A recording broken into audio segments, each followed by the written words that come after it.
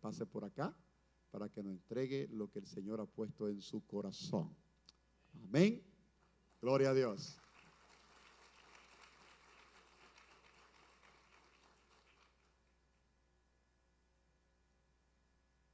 Él es uno de mis entrenadores y de mis profesores. Así que ya ustedes saben que Dios le bendiga, hermano. Gracias por estar aquí.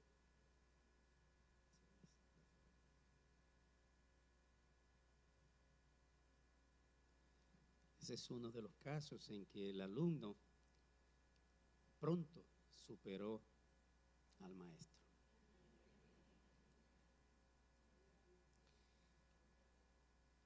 Queda mucha gente de los de antes aquí, pero me gozo en ver que hay muchas personas nuevas. Por eso voy a salirme de mi manera habitual y para eso les voy a decir 2 o 3 cositas nada más de mí. ¿Les parece? Un saludo de parte de mí, de mi esposa Agustina. Agustina manda saludos para mucha gente aquí, algunos por nombre. Y de parte de toda mi familia. Para mí siempre es un privilegio estar aquí entre ustedes. De verdad que sí. Espero que todo el mundo escucha bien, ¿verdad? En el fondo, no tengo que subir demasiado obligatoriamente. Vengo de lejos en la fe. En 1969 tuve el privilegio de predicar mi primera campaña evangelística en Sosúa, Puerto Plata. Eso es más de 45 años, ¿verdad? Creo que 48 años por ahí. ¿Qué les puedo decir? A lo largo de todo ese trayecto, yo he tenido por encima de todo un amor, y es la Biblia, la palabra de Dios. Yo he leído muchos libros en años anteriores, hace años leía bastante, pero siempre la Biblia estuvo en la mochila todo el tiempo. En esos años yo recorrí el país casi entero como una especie de predicador itinerante. Todavía ni siquiera me había bautizado en agua. Y en 1977 conocí a la Cruzada Estudiantil y Profesional para Cristo y me convertí en un becario con ellos. Ahí fue que nació más que nada el anhelo profundo de estudiar más la palabra y de estudiar cosas que de alguna manera ayudaran a predicar y a enseñar desde la Biblia. Porque las cosas que uno estudia por ahí pueden ayudar si uno las usa bien. ¿Les parece? Y entonces yo tuve esa bendición tan grande de venir para acá, conocer al pastor Sergio, conocer a su familia. Estuve en el último servicio que se hizo en la marquesina de la casa del pastor Sergio en Riverview. El último que se hizo. Después de eso, por un tiempecito, ciertas actividades en casa, pero luego en el templo en Riverview. Y después, por supuesto, ya muchos de ustedes conocen la historia del traslado para acá, de los 13 originalmente que empezaron esta obra. Hey, la verdad es que el camino ha sido largo. Venimos de lejos en los caminos de la fe, pero siempre cruzando a través de muchos altos y bajos, muchas dificultades. Tomando decisiones que muchas veces no son las más acertadas y otras veces decisiones muy bendecidas, bregando en medio de tantas situaciones de iglesias a todos los posibles niveles de iglesias, donde uno se encontró con todo. Casi no hay nada nuevo que pueda surgir que de alguna manera ya no hayamos visto, sobre todo los eternos conflictos en las iglesias. Gente que llega, gente que se va, gente que vuelve, gente que toma decisiones que le arruinan la vida, otros que toman decisiones que claramente los bendicen y son de gran ayuda para la iglesia. Todo eso está en el paquete. Un viaje sobre todo en Cristo, porque eso es lo que a fin de cuentas importa. Ahora yo les voy a leer sobre otro viaje en Génesis capítulo 13. Hace 3 años aproximadamente yo prediqué aquí de este pasaje desde la perspectiva del liderazgo. y el enfoque principal fue Abraham, si se acuerdan. Pero hoy yo quiero predicar sobre la perspectiva de conflicto, toma de decisiones. Y el enfoque no va a ser el personaje humano principal, Abraham, sino el segundo personaje principal, que es Lot. Y por supuesto también aquellos personajes secundarios que están detrás de ellos. Les tengo noticias. La mayoría de los problemas en las iglesias y en la familia y en las organizaciones sociales no son ocasionados por los personajes secundarios que están en el fondo. Son por los principales que de alguna manera están vinculados con ellos. Y las decisiones que tomen los personajes principales van a influir de manera definitiva el modo como va a caminar y cómo se va a comportar todo el resto que está detrás de ellos. ¿Les parece? ¿Están de acuerdo conmigo en eso? Esta historia podría reflejarlo bien. Génesis capítulo 13, versículo 1. Subió pues Abraham de Egipto hacia el Negev, él y su mujer, con todo lo que tenía, y con él Lot. Porque Abraham no se separaba de Lot, no lo dejaba en ninguna parte. Desde que salió de la tierra de Canaán, se lo trajo con él y se pararon en Harán por 14 años y todavía se lo trajo con él cuando Dios lo llamó para que fuera a la tierra de Canaán. Verso 2, y Abraham era riquísimo en ganado, en plata y en oro. Y volvió por sus jornadas desde el Negev hacia Betel, hasta el lugar donde había estado antes su tienda entre Betel y Ai, al lugar del altar que había hecho allí antes. E invocó allí Abraham el nombre de Jehová. También Lot, que andaba con Abraham, tenía ovejas, vacas y tiendas. Y la tierra no era suficiente para que habitasen juntos, pues sus posesiones eran muchas y no podían morar en un mismo lugar.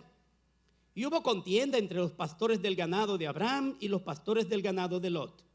Y el cananeo y el fereceo habitaban entonces en la tierra. Entonces Abraham dijo a Lot: no haya ahora altercado entre nosotros dos, entre mis pastores y los tuyos, porque somos hermanos. ¿No está toda la tierra delante de ti? Yo te ruego que te apartes de mí. Si fueres a la mano izquierda, yo iré a la derecha, y si tú a la derecha, yo iré a la izquierda. Y alzó Lot sus ojos y vio toda la llanura del Jordán, que toda ella era de riego como el huerto de Jehová, como la tierra de Egipto en la dirección de Zoar, antes que destruyese Jehová a Sodoma y a Gomorra. Entonces Lot escogió para sí toda la llanura del Jordán, y se fue Lot hacia el oriente, y se apartaron el uno del otro. Abraham acampó en la tierra de Canaán, en tanto que Lot habitó en las ciudades de la llanura, y fue poniendo su tienda hasta Sodoma. Escuche el verso 13. Mas los hombres de Sodoma eran malos y pecadores contra Jehová en gran manera. Vamos a orar. Padre, gracias te damos, oh Dios, por tu palabra, que la tenemos delante de nosotros. Yo confío en lo que tú dices, Señor, a través del profeta, que tú envías tu palabra y no volverá a ti vacía, sino que hará todo aquello para lo cual tú la hayas enviado. Y yo confío también en que tu palabra es la verdad y en que el Espíritu Santo, el autor de tu palabra, la abre para nosotros, ilumina nuestro entendimiento, calienta nuestros corazones. Y yo te pido que aquí hoy recibamos una palabra de consolación para los que están en penas, una palabra de exhortación para los que andemos en camino de error, una palabra de liberación para los que estén atrapados en trampas diabólicas, una palabra de gloria a tu nombre a través de la salvación de los pecadores. Te pedimos, oh Dios, por encima de todo, que tu nombre sea glorificado en medio nuestro. Ahora, en el nombre de Jesús oramos. Amén. La primera dimensión que podemos ubicar aquí en este pasaje tiene que ver con espacio.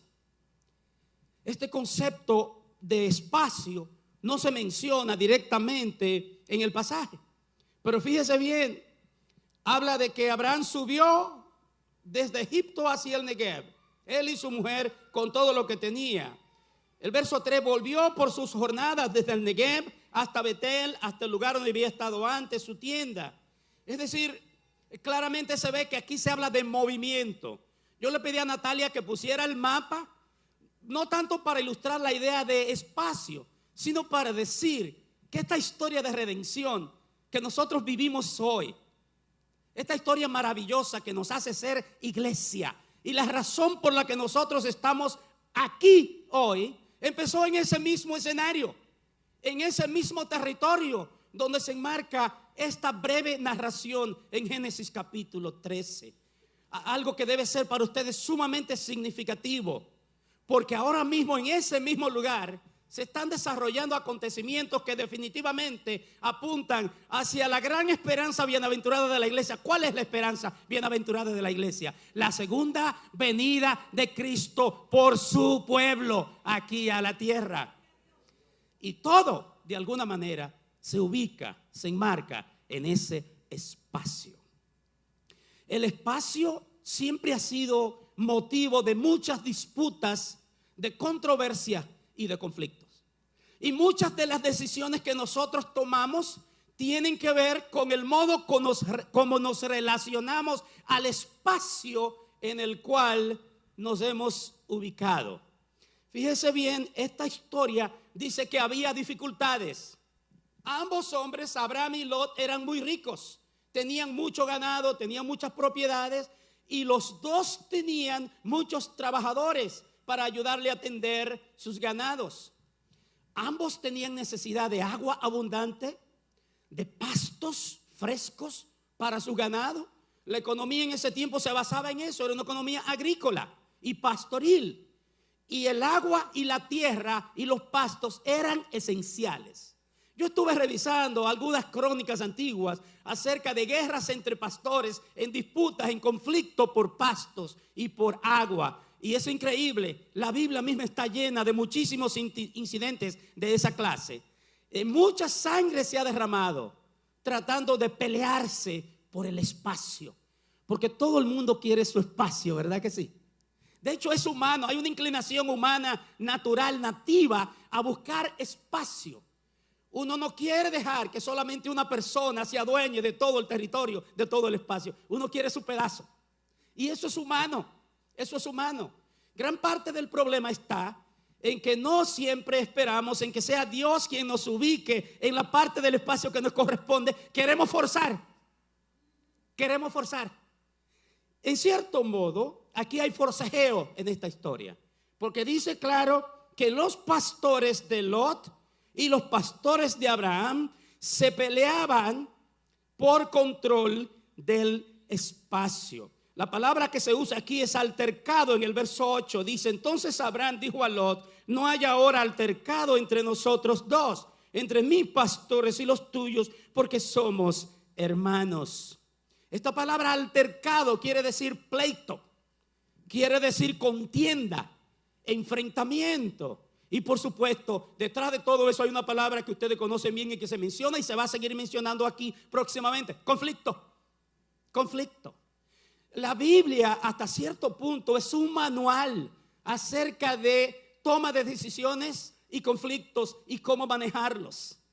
La orientación en la Biblia no es tanto en los aspectos negativos del conflicto, sino en las grandes posibilidades, cuando el conflicto se convierte en una oportunidad para que todos ganen y para que todos crezcan y para que todos reciban bendición. Y fíjese usted, aquí hay claramente una diferencia grande en términos de aproximación al espacio. Abraham sabía que Dios le había dado a él la promesa de que toda esa tierra iba a ser para él, ¿sí o no? Y para su descendencia. Y cuando surge este conflicto, Abraham muy bien pudo haber dicho: ¿sabe una cosa, Lot? Hey, yo no sé qué es lo que tus pastores pelean, altercan tanto. Esta tierra es mía. Yo te ubico a donde yo quiera aquí, porque esto es mío. Esto me lo dio papá, esto me lo dio el Señor. Pero nótese que Abraham no hace eso, ¿verdad que no? Al contrario, Abraham le dice, hey, ¿sabe qué? La tierra está toda delante de ti. Escoge lo que tú quieras. Y aquí hay una cuestión vital y tiene que ver con otra palabra que es muy conocida por ustedes. Yo no estoy predicándoles nada nuevo. Yo solamente estoy tratando desde la Biblia de refrescarles la memoria. Y la palabra es actitud, con C, no con P. Con P significa capacidad, habilidad, ¿verdad? Actitud con C significa una manera de reaccionar, una manera de actuar. Ah, mire las caritas ahí que Natalia me puso, qué bueno. Mira, ahí esas caritas claramente reflejan actitudes. ¿Y qué actitudes ven ustedes ahí? Mínimo dos, ¿verdad que sí? Dos. Alegría y enojo. Y usted puede hacer mucho observando estas imágenes, pero el propósito es solamente decir que aquí claramente se ve que la actitud es lo que va a definir el modo como se va a manejar el conflicto. Abraham es un hombre optimista. Él tiene una actitud optimista y generosa. Y es impulsado por esa actitud de desprendimiento que le dice, mira, ahí está la tierra toda delante de ti. Si tú te vas para la derecha, yo me voy para la izquierda. Si tú te vas para la izquierda, perdón, yo me voy para la derecha. Si te vas a la derecha, me voy a la izquierda. Y yo digo, si tú coges la parte mejor, la llanura y todo esto, yo me voy para la parte peor, a donde están las montañas, a donde es más difícil, pero yo me quedo con eso, no hay problema. Porque lo que yo no quiero es que las relaciones buenas entre nosotros se rompan. Abraham tenía una actitud de valoración que colocaba a la persona por encima de las cosas, de las posesiones materiales. Que para él era más importante que fuera, que tuviera una buena relación con su hermano, que aumentar sus riquezas materiales y que ganar más espacio para comodidad. Acuérdense que dije que el enfoque iba a ser Lot principalmente, y así va a ser. Observe la actitud de Lot. Es una actitud claramente egoísta. Es una actitud egocéntrica. Lot no se detiene a pensar en qué iba a suceder con su tío, que tenía muchas más propiedades y mucha más riqueza y mucha más necesidad de espacio bueno que él. Él simplemente se enfocó en sus necesidades, en sus intereses y en sus aspiraciones. Y cuando tenemos una actitud egocéntrica, egoísta, que solo se centra en mí y en lo que yo quiero y en lo que me gusta, en lo que me interesa, yo fácilmente me olvido de todo y no me importa sobre quién tenga que pisotear, con tal de que yo consiga lo que quiero. ¿Suena familiar? Y entonces Lot egoístamente decide que en su escala de valores él va a colocar aquello que le complace a él como lo más importante. Pero hay algo más. Es claro que hay dos maneras de ser involucradas aquí. Es claro que hay un hombre que está actuando en el espíritu y otro que no está actuando en el espíritu. Eso es obvio. La historia comienza entonces a describir la tercera y última palabra que yo quiero traer aquí, que se conecta con este pasaje.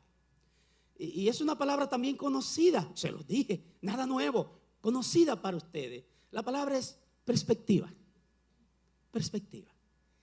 Porque fíjense bien, dice aquí que el verso 10, alzó Lot sus ojos y tomó una perspectiva de toda el área.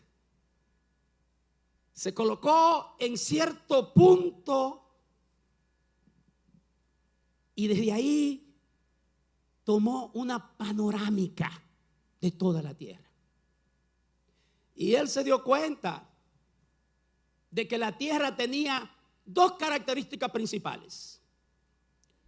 Una era la tierra buena, la llanura, a donde seguramente estaba asegurado el éxito, valga la redundancia. Y la otra era la parte montañosa, rocosa, abrupta, infértil, a donde claramente quien quiera que cogiera esa se iba a estrellar e iba a ir a la bancarrota. Esa fue la conclusión de Lot. Y yo sé que ustedes están mirando la gráfica. Si usted se fija, en buena traducción al español, el que está hundiéndose abajo en el hoyo dice: oye, esto es hondo. Y el que está arriba dice: no, eso no es hondo nada. Pero claro, no es hondo porque no es él el que se está hundiendo. ¿Me entienden lo que digo? Y la otra es lo mismo. Es una idea simplemente de punto de vista, de perspectiva, de manera de ver las cosas. Fíjense, ahí está el número ese entre los dos caballeros. Uno lo está mirando desde un lado y el otro desde el otro. El que lo mira desde este lado está viendo ¿qué cosa? Un número 6. Y el que lo mira del otro lado está viendo ¿qué cosa? Un número 9. Porque todo es cuestión del punto de vista que tú estés tomando, ¿sí o no? Para sacar tus conclusiones. Como dicen por ahí, hay un dicho, que todo se ve del color del cristal con que se mira. Hay ciertas cosas que yo las miro de una forma y me parece lo más maravilloso del mundo. Pero otro lo está mirando y se está dando cuenta que hay ciertos detalles ahí que aquel no está viendo y que definitivamente no son tan halagüeños, no son tan buenos, no son tan prometedores. Perspectiva. La perspectiva generalmente viene orientada por la actitud que adoptamos frente a la vida. Si nos acostumbramos a mirar las cosas solo con los ojos físicos, nuestra perspectiva de las cosas va a ser básicamente conforme al mundo, ¿verdad que sí? Si aprendemos a mirar con los ojos espirituales, vamos a ver con los ojos de Dios. Y mirar con los ojos de Dios es mucho mejor y garantiza más el éxito de todo lo que hagamos y trae gloria y honra al nombre de Dios, ¿no les parece? Ahora escuche esto que le voy a decir. Jesús tenía una perspectiva espiritual muy definida. En el capítulo 9 de Mateo se habla de que Jesús recorría todas esas ciudades y las aldeas predicando el evangelio, sanando, enseñando. Y llega un momento en que dice, creo que el verso 38, que vio Jesús a la multitud. Se veían como ovejas que no tenían pastor. ¿Sabe qué pasa? Jesús no ve a la superficie, no ve el exterior, lo de afuera. La perspectiva de Jesús es hacia el interior, a la vida interior del ser humano. Él ve detrás de lo que hay, él ve detrás de lo que se ve afuera. Detrás de la sonrisa a veces hay un corazón destrozado y Jesús quiere llegar a ese corazón para sanarlo. Detrás de la ropa muy elegante fácilmente hay un bandido, un sinvergüenza, y Jesús quiere cambiar a ese bandido, cambiar a ese sinvergüenza. Cuando entra a la iglesia la persona, nosotros tendemos a juzgar por la apariencia. La Biblia dice, Dios no juzga por la apariencia, Dios mira al corazón. La iglesia tiende a aceptar o rechazar a la gente de acuerdo a cómo la gente se ve, de acuerdo a los talentos y habilidades que la gente muestra, de acuerdo a una serie de características que son puramente externas. Pero Cristo recibe a la gente en base a lo que Él sabe que puede hacer, aún con la vida más destruida por el pecado. Y es con estos ojos que Lot pudo haber mirado, pero prefirió mirar con los otros, con los ojos según el mundo. Y fíjense cómo sigue la historia. Dice, vio Lot toda la llanura del Jordán, que toda ella era de riego, como el huerto de Jehová, como la tierra de Egipto, en la dirección de Zoar, antes que destruyese Jehová Sodoma y Gomorra. Entonces Lot escogió para sí. ¿Recuerda que hablamos de egoísmo? Para sí toda la llanura del Jordán. Y se fue Lot hacia el oriente y se apartaron el uno del otro. Y más adelante dice que Lot habitó en las ciudades de la llanura y fue poniendo sus tiendas hasta Sodoma. ¿Cuál es la perspectiva de Lot? La perspectiva de Lot es que si él se apodera de toda la zona bien regada por aguas abundantes, si él coge la llanura con muchos pastos y al mismo tiempo va ensanchando su campamento hasta acercarse a las ciudades de la llanura, él no solamente va a aumentar su ganadería, él no solamente va a hacerse más poderoso, sino que hará negocios más lucrativos, porque las ciudades del llano necesitan ganado, ¿verdad que sí? Necesitan pieles, ¿verdad que sí? Necesitan leche, necesitan todo esto que era su negocio. O sea que Lot está pensando con una mentalidad mercantil, de negocio humano. Y me aparto un poquito para decir, es claro que Abraham pensaba con otra mentalidad, ¿verdad que sí? Con otra mentalidad. ¿Y qué es lo que está pasando aquí? Que Lot está mirando, pero sin tomar en cuenta que puede haber situaciones trágicas en el camino. Y esto quizás vale la pena explorarlo por un momentito antes de hacer 2 o 3 aplicaciones de nuestra palabra de hoy. Fíjese que las ciudades del llano esconden grandes peligros y grandes riesgos que Lot aparentemente desconocía. La clave aquí es el versículo 13 con relación a Sodoma.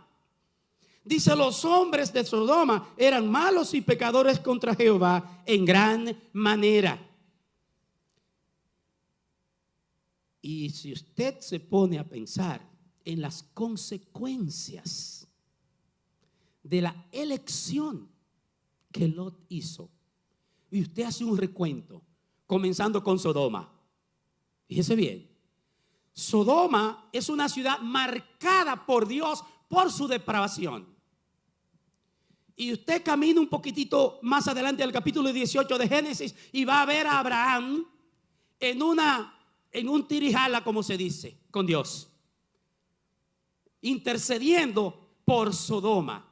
Yo tengo en mi cabeza la idea de que Abraham no intercedía tanto por Sodoma, por la ciudad en sí, sino porque sabía que Lot vivía ahí en ese lugar.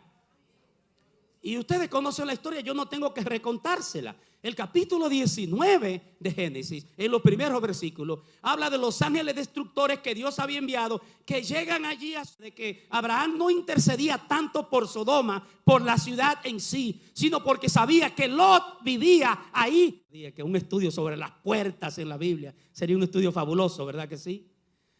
La puerta en la antigüedad era un lugar de prestigio, era un lugar de autoridad. Allí era que la gente más importante de la ciudad se reunía para bregar con los asuntos de importancia, negocios, cuestiones políticas, cuestiones civiles, todo lo que usted quiera. Así que ya Lot no simplemente vivía por ahí, él era un líder. Él era uno de los hombres importantes en Sodoma. O sea que desde el punto de vista humano, económico, material, Lot había logrado sus objetivos de hacerse más poderoso y ensanchar su cabaña, por así decirlo. Pero él había olvidado lo que dice el verso 13. Y ustedes conocen esa historia, ¿verdad? Sabe que Lot se salvó a Chepa. A Chepa. Salió apenas, yo no sé, con la ropa interior casi, porque hasta la mujer la perdió en el camino. Perdió todo. Fue a parar entre una cueva con 2 hijas que lamentablemente habían pasado tiempo en Sodoma y habían sido muy profundamente dañadas por la sociedad de Sodoma, que no tuvieron ningún reparo en emborracharlo y vivir con su propio padre para que tuviera descendencia. De ahí nacieron los moabitas y los amonitas, 2 pueblos terribles, odiosos, que odiaban a Dios y al pueblo de Dios. Estamos hablando de consecuencias, ¿verdad que sí? A partir de ahí, todo lo que se dice de Lot es negativo. En el Nuevo Testamento se habla de Lot y se dice definitivamente qué fue lo que pasó con él, su destino final y todo esto. ¿Por qué? Porque en las decisiones que nosotros tomamos en el día a día, en la manera como nosotros nos enfrentamos a las circunstancias de la vida, está el secreto de cómo vamos a pasar a la historia. Si nos van a recordar como gente de verdad que valió la pena, que dejó un legado, creó un impacto significativo, o si nos van a recordar como personas de mal gusto, por así decirlo. Estamos hablando de espacio, de actitudes y perspectivas. Y yo voy a gastar los últimos minutitos que me quedan tratando de vernos a nosotros en la congregación como un espacio. Porque la congregación donde nosotros estamos es un espacio a donde todas las situaciones imaginables se pueden dar. En la congregación lloramos y celebramos, ¿sí o no? En la congregación nosotros llegamos y queremos sentir que la iglesia, la congregación es nuestra casa. Algunos de ustedes han estado en otras iglesias, quién sabe, en algunos casos en varias iglesias diferentes, hasta que llegaron aquí y dijeron: esta es mi casa, yo quiero hacer mi espacio, y aquí yo me quiero quedar, y aquí yo quiero hacer una contribución para la obra de Dios. Aquí ustedes participan de todo lo que ocurre en la iglesia. El esfuerzo diario tesonero por recabar fondos para construir un nuevo edificio para jóvenes, para niños y para educación. El esfuerzo de seguir pagando los compromisos de esta iglesia, que yo sé que todavía son grandes, no tengo duda. Los esfuerzos para ordenar nuevos pastores, para formar nuevos plantadores de iglesia, nuevos siervos de Dios que puedan ir a diferentes lugares, a diferentes partes, para plantar la iglesia del Señor. Y viven todo eso en la congregación. Este es su espacio. La manera como nos vinculamos al espacio de la congregación es crucial para el éxito de la propia obra de Dios. Para mí ni para ustedes es un secreto que muchos de nosotros llegamos a la iglesia sin ninguna mala intención de convertirnos en un problema. Levante la mano a alguien que cuando llegó aquí dijo: yo me quiero hacer miembro de Cristo la Senda porque yo quiero ser una fuente de muchos problemas, quiero crearle muchos problemas al pastor y a todo el mundo. Nadie. Porque los creyentes en Cristo son gente buena, en quienes, digas amén fuerte, en quienes habita el Espíritu Santo, con quienes Dios está trabajando en el día a día. Pero no nos olvidemos que el diablo no duerme. Y de alguna manera el diablo también quiere influenciar ese espacio que es la congregación, ¿sí o no? Y ahí empieza a trabajar con nosotros. Y luego, a la hora de vincularnos a esos espacios, nosotros vamos a adoptar diferentes actitudes, así como Lot. ¿No les parece? Así como Lot. Y esas actitudes van a ser cruciales también para el resultado de nuestra relación con los demás hermanos en la congregación. Si a la hora de nosotros evaluar el espacio y ponderar la manera como quisiéramos vincularnos a él y ocupar la parte que nos corresponde, nosotros nos centramos en nosotros mismos, somos egocéntricos, egoístas, sin querer podríamos hacer mucho daño. Sin querer podríamos convertirnos en una fuente de problemas. Y claro, esas actitudes, tal como en Lot, van a afectar nuestra perspectiva acerca de la misma congregación, acerca de las labores pastorales y acerca de los hermanos con los que compartimos en el día a día. Es decir, va a determinar un cierto punto de vista a partir del cual nosotros vamos a evaluar a las personas y a atribuirle un valor a las personas. ¿Me estoy dando a entender? Por ejemplo, si mi perspectiva es que todo tiene que centrarse en torno a mí, cada vez que llega un hermanito nuevo a la iglesia, yo voy a mirar así con sospecha y recelo, ¿verdad que sí? Por encima del hombre, sí, ya llegó uno que puede ser un rival y que puede ocupar el espacio que yo quiero para mí. A este yo voy a tratar de alguna manera de cerrarle el paso. ¿No es verdad? Algunos de ustedes se han encontrado en situaciones así, en diferentes partes donde han vivido. Porque hay una actitud egoísta centrada en uno mismo. O si se mira con ojos humanos y no con los ojos de la fe. Cuando se mira con los ojos puramente físicos, humanos, con lo que sale de las entrañas de uno va a empezar a formarse 1000 opiniones acerca de situaciones y de personas, y se le va a nublar la vista espiritual y no va a ver con claridad las enormes posibilidades que hay en mantener relaciones saludables, significativas con otras personas dentro de la iglesia. Tenemos que prestarle mucha atención a todos aquellos factores que pueden de alguna manera distorsionar nuestra perspectiva acerca de la iglesia, acerca de la gente, nuestra opinión y punto de vista acerca de los demás que comparten con nosotros el mismo espacio. El apóstol Pablo escribió en los Romanos, capítulo 12, unas palabras que deben ser de interés en esta conexión. En Romanos capítulo 12, después de él hacer la llamada a los hermanos a vivir una vida de santidad a Dios, de entrega a la voluntad de Dios, a una vida que no esté conforme a este mundo, a los moldes del mundo, sino transformado por medio de la renovación que trae el Espíritu Santo. Él dice en el versículo 3, digo pues, por la gracia que me es dada, a cada cual que está entre vosotros, que no tenga más alto concepto de sí que el que debe tener. Mire, ahí tiene usted una breve línea, ¿verdad?, del apóstol Pablo. Él está diciendo, ¿sabe qué?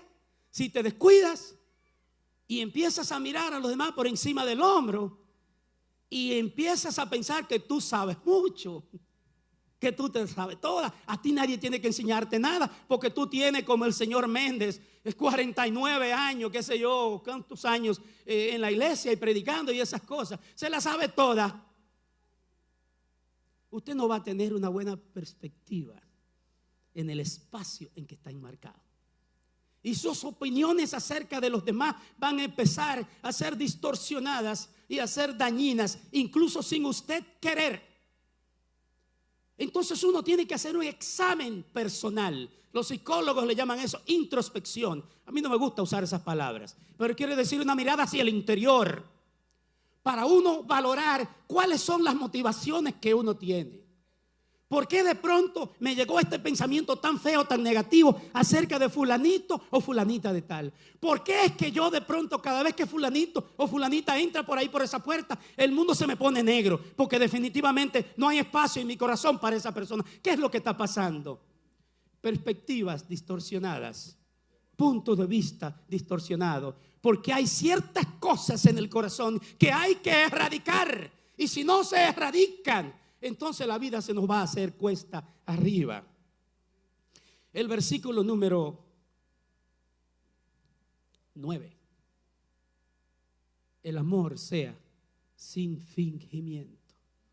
La falta de autenticidad, de genuinidad, también distorsiona nuestra perspectiva con respecto a la congregación y a las personas.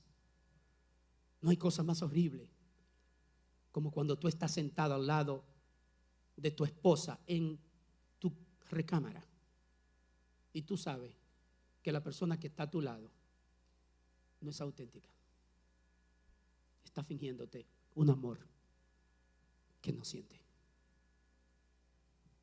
Pero trasládalo al banco de la iglesia o a las sillas. No hay cosa más terrible cuando tú estás sentado al lado de tu hermana o de tu hermano y tienes eso adentro que te está quemando. Tú dices, Dios mío, yo que quisiera acercarme a él, acercarme a ella, pero no encuentro cómo, porque hay como una especie de campo de fuerza que nos separa. Hay algo que nos separa. Ella dice que me ama como hermano, pero yo siento que no. ¿Y cómo yo lo sé? Por detalles, por cosas. Él dice que quiere trabajar conmigo, que quiere acompañarme en el trabajo, que quiere ser parte del equipo. Pero yo siento como que en realidad no hay nada auténtico ahí. Es todo fingido. Hay una agenda ¿entiende lo que estoy diciendo? El apóstol Pablo a esto es que está aludiendo cuando él dice el amor sea sin fingimiento. Y una última nota, porque no les quiero cansar. Filipenses capítulo 4. El apóstol Pablo ahí en Filipenses está hablando de cuánto él se siente privilegiado, gozoso al dirigirse a esos hermanos en una iglesia que había sido tan especial, soportando su ministerio, respaldando su ministerio.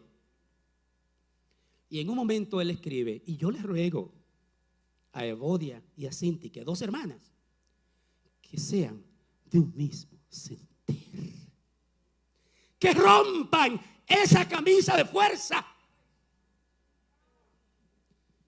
que rompan ese campo de fuerza que los mantiene separadas. Evodia y Síntique no eran cualquier par de hermana y hermano, cualquier par de esposos.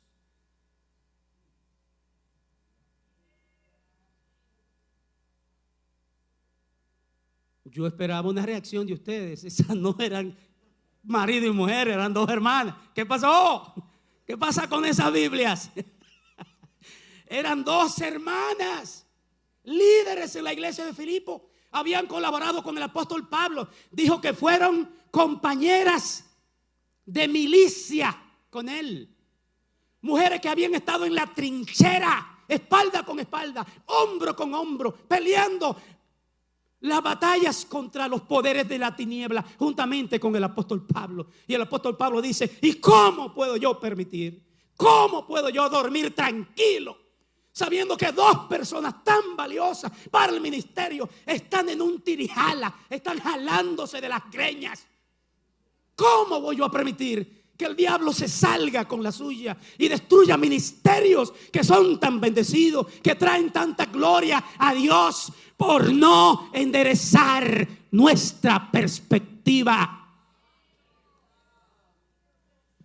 por no aprender a mirarnos a través de los ojos de Cristo, por no aprender a ser sinceros los unos con los otros? Dice la Biblia: en el mucho hablar no falta pecado. De mi parte, que Dios les bendiga.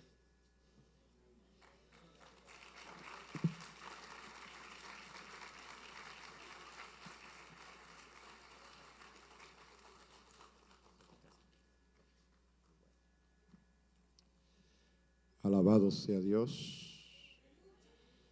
Creo que nos toca reflexionar ahora por un momento. Dios, cuando habla, Él habla claro. Y quizás todo el mensaje no fue para usted, aunque escuchamos muchas veces personas: todo el mensaje fue para mí. Pero algo Dios le habló. Y todas esas escenas que fueron presentadas aquí son reales en la iglesia. Donde hay seres humanos, siempre vamos a tener conflictos. No importa que seamos cristianos. La iglesia es perfecta porque Cristo la fundó y es la cabeza. Pero es imperfecta porque estamos usted y yo. Por lo tanto, de alguna manera, nuestra perspectiva muchas veces no están orientadas correctamente. Ahora, la pregunta que tenemos que hacernos después de escuchar la palabra del Señor es: ¿qué hacer? ¿Qué hago cuando alguien está invadiendo mi espacio, mi territorio? Cuando alguien se está metiendo con el liderazgo que Dios ha puesto en mi mano. Aquí el problema no es lo que la persona hace, es lo que tú vas a hacer. Cuando alguien está invadiendo el territorio que se me otorgó, cuando alguien está invadiendo la forma que yo trabajo, que yo actúo, la pregunta es: ¿qué hacer con las actitudes? Cuando alguien pone una actitud que no va de acuerdo a mis criterios. ¿O qué hacer cuando las perspectivas de 2 líderes son diferentes? ¿Qué tenemos que hacer? ¿Cuál es la respuesta que tenemos que dar? ¿Cuál es la actitud que tú tienes que tomar? Cuando el otro te dice, te ofende, invade tu espacio, ¿cuál es tu actitud? ¿Cuál es tu perspectiva? Yo te la voy a recordar por si no la recuerdas. Yo te la voy a decir. Número 1, no abra tu boca. Vete a orar y deja que Dios haga. Vete a orar, porque inmediatamente toma la actitud y la perspectiva equivocada, el resultado va a ser terriblemente mal. Primero ora. Te dijeron, te hicieron, ora. Habla con el que te llamó, habla con el que te puso, habla con el que te da los dones y talentos. Vete a orar en silencio en tu recámara. Ora allí, llora todo lo que tienes que llorar. Desahógate con Dios, pero no con el hermano ni con la hermana. Y deja que Dios haga. Siempre digo 2 cosas que he aprendido. La verdad siempre cae por su propio peso. Y no hay mejor amigo de la verdad que el tiempo. No hay por qué estarnos peleando unos a los otros. No hay por qué estarnos riñendo unos a los otros, cuando Cristo murió por cada uno de nosotros. Todos bebimos de la misma copa. Todos fuimos bautizados con el mismo espíritu. Todos fuimos redimidos con la misma sangre. Todos somos guardados por el mismo Dios. Dios desea levantar un liderazgo sólido, bendecido, prosperado en esta iglesia y en toda la iglesia que Él ha plantado. Pero necesitamos despojarnos de todas aquellas cosas que interfieren con nuestro propio trabajo y con el trabajo del otro. Yo no sé en qué forma Dios te ministró a ti. Yo no sé en qué manera Dios te habló a ti. Pero este es un momento para que inclinemos nuestros rostros. Y si tú sientes que molestia por algún hermano o hermana cuando lo ve o cuando lo ve, sé honesto contigo mismo y sé honesto con Dios y rompe con eso hoy. Hoy es el día de despejar toda oscuridad. Hoy es el día de echar fuera toda nube oscura que te separa del hermano o de la hermana. Hoy es el día para venir delante de Dios y decir: basta ya, Satanás, no juegue más con mi mente ni con más actitudes y emociones. Hoy es el día para que arreglemos cuentas con el Señor o con cualquier hermano o hermana que tú entiendas que no hay buena comunicación. Mientras cantamos, el altar va a estar disponible para todos aquellos que quieren venir al Señor y decir: Señor, ¿sabe? Estaba equivocado, gracias por la palabra que recibí hoy.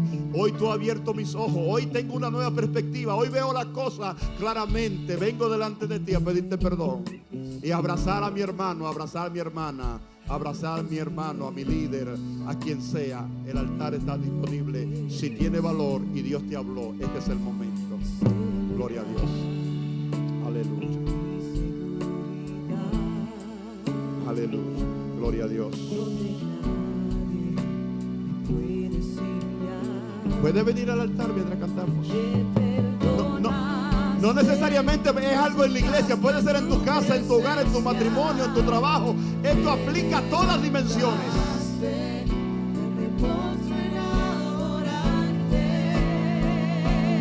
Sí, Señor. Eso es. Aleluya. Más grande estar a tus pies. Sí, Señor. Estar a tus Si Dios te habló, pies, no hay lugar. este es el mejor lugar, a los pies de Cristo. Ahí es donde se arreglan las cosas. Grande estar a tus pies. Estar a tus pies. A tus pies. Ante mi corazón. Sí, Señor. A tus pies.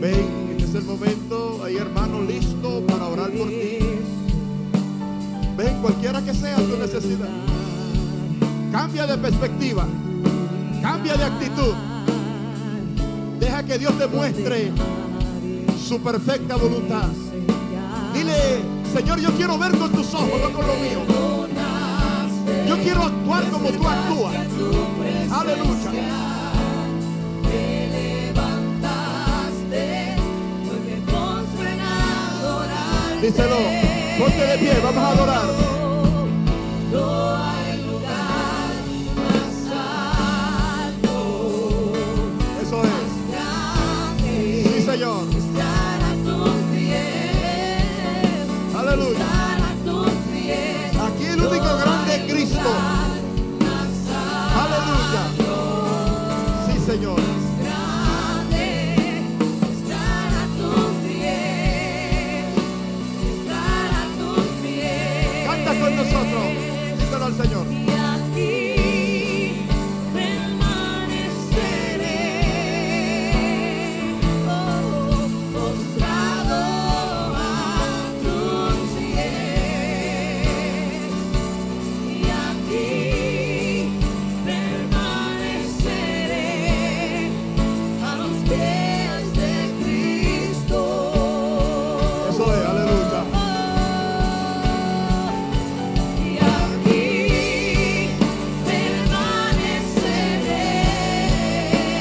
permaneceré, postrado a tus pies. Aleluya. Aquí permaneceré a los pies de Cristo. Sí, Señor.